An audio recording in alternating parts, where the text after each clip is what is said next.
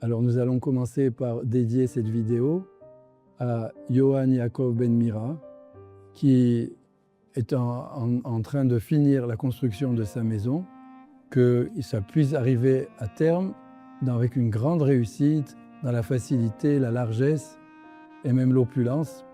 Et puis que, aussi pour tout ce qu'il a besoin aussi de façon spirituelle, qu'il soit comblé, qu'il puisse, comme nous tous qui le désirons aussi, arriver à la Tchouva Shlema et avoir la délivrance de tout mal.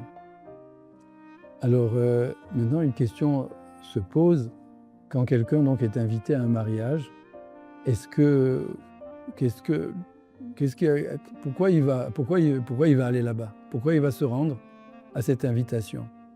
Alors Rabbi Nachman parle de ça dans un de ses enseignements, dans l'Écoutez Moharan, que les personnes qui se trouvent au mariage, elles ont plusieurs comme ça intentions. Et il y en a qui ne sont pas très, très louables, mais il faut tout simplement avoir l'intention de la grande mitzvah de réjouir les mariés, le khatan et la kala. C'est ça tout simplement.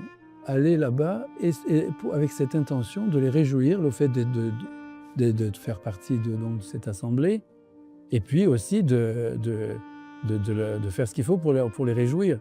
C'est-à-dire en particulier danser, parce qu'il y a donc des danses qui s'opèrent à ce moment-là, et la musique, l'orchestre, etc. Et il faut danser, il faut taper des mains. Et alors à ce moment-là, tout de suite, on se dit, mais alors c'est aussi l'occasion, dès qu'on parle de taper des mains et de danser, c'est une occasion extraordinaire d'adoucir les rigueurs, comme enseigne Rabbi Nachman dans la leçon d'enseignement numéro 10 du Likutei Moharan, de la première partie. C'est une très, très grande amtakat dinim, c'est-à-dire adoucir les rigueurs. C'est-à-dire il y a des rigueurs, c'est-à-dire des choses dures, des dinim, ça s'appelle. Il y a des choses comme ça, des rigueurs, des choses rigoureuses qui sont sur la personne, ou bien même sur plusieurs personnes, ou bien sur l'ensemble même du peuple juif.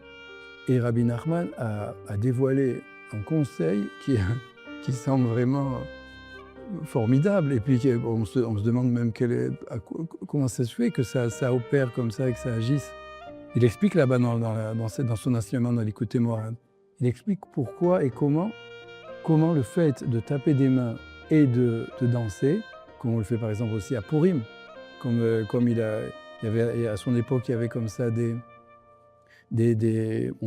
rumeurs vraiment inquiétantes, puisqu'il devait y avoir des mauvais décrets sur le peuple juif.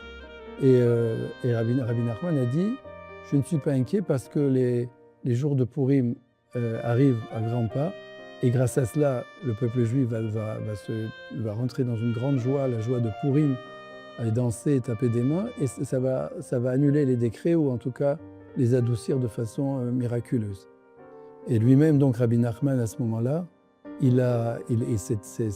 cette année-là, on raconte qu'il a beaucoup dansé. Il a dansé à Simchat Torah, avec les Sifrei Torah, comme le font tous les juifs, quoi. Mais lui, des fois, il est tellement pris par des grandes perceptions, etc., qu'il ne se mêlait pas forcément à tout ça. Mais là, cette année-là, et précisément, il a beaucoup dansé à Simchat Torah. Il a dansé à Purim aussi, beaucoup. Il a dansé au mariage de sa fille, qui a eu lieu après entre Purim et Pessah. Et il a eu comme ça plusieurs occasions. Il a dévoilé cette année-là aussi cet enseignement de fait de se réjouir. Parce qu'il faut, quand on tape des mains et qu'on danse, il ne faut pas que ce soit simplement de façon comme ça superficielle. Il faut que ce soit le cœur qui soit tellement plein de joie qu'il fait que les pieds et les jambes s'élèvent en danse et les mains se tapent comme ça. Il faut que ça soit avec cœur, avec vérité. Pas comme ça une hatsaga, c'est-à-dire une représentation de théâtre.